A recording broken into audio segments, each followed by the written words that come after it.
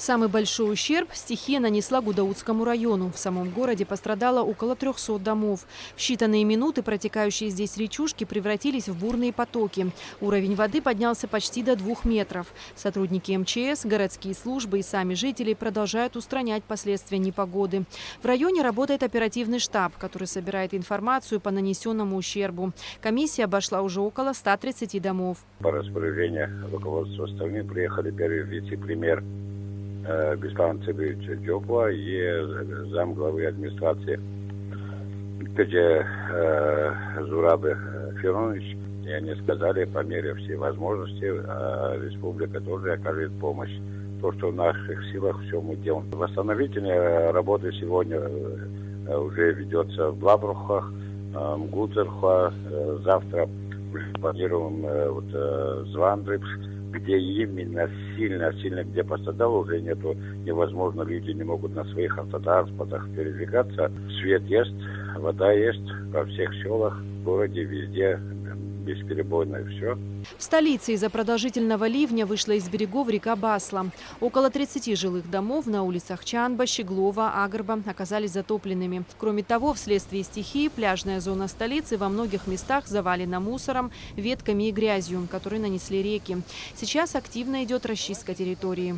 Структуры коммунальные наши днем и ночью работают, устраняют мусор, хлам. Но море не успокаивается, как вы видите, шторм убирают, днем и вечером опять волной выкидывает все на берег. Ну, будем устранять, будем убирать. Я думаю, что если погода даст, в ближайшие 2-3 дня берег будет блестеть. Стихию никто не ожидал.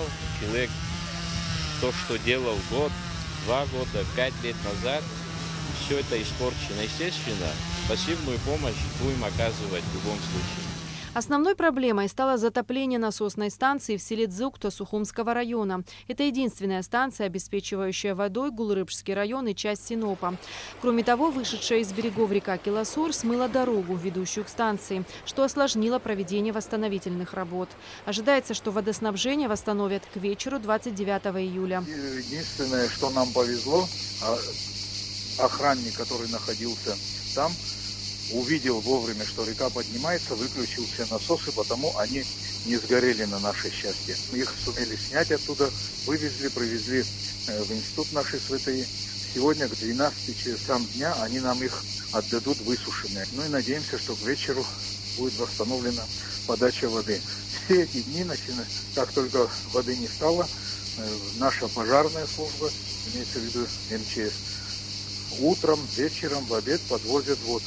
Работают они так, люди с ведрами, кто-то спускается в пятиэтажках, а где большие дома, у многих людей стоят баки, вот и ведра наполняют, и баки наполняют. Кроме того, в Гулрыбском районе обрушились 2 моста в селах Цабал и Мархеул. Разлившаяся река Кодор повредила сельхозугодья, не затронув жилые дома. В Ачимчирском районе также несколько рек вышли из берегов. В селе Чгярда затопило 4 домовладения, размыло высоковольтные опоры, электропередачи и мосты. На центральной республиканской трассе в селе Кындых подмыло дорогу. Восстановительные работы уже ведутся. У нас подмыл моста село Чгерда. Звонил премьеру, он оперативно принял решение. Приехали специалисты, осматривают. Я думаю, начнут там хотя бы подсыпку сейчас делать. Это то, что касается моста Чгерда. То, что касается трассы республиканской между границей Тамыш-Кинтах. Там подмыв обочины. Там тоже уже мероприятия проводятся. Была установлена опалубка, бетон залит. Сейчас ждем, пока сойдет вся вода основная, и бетон просохнет, и засыпем. И у нас несколько домов подтопило, тоже это Чгерда. Но там люди вроде справились, только одно заявление у меня пока есть. Сегодня его принесли, вот сейчас будем рассматривать. Так, в общем, ситуация в целом контролируемая. Восстановительные работы ведутся во всех районах республики. Госинспекция по маломерным судам МЧС Абхазии настоятельно рекомендует гражданам и гостям страны не купаться в море, пока вода не очистится от наносов горных рек. Эсма Голанзе, Михаил Братухин, Абхазское телевидение.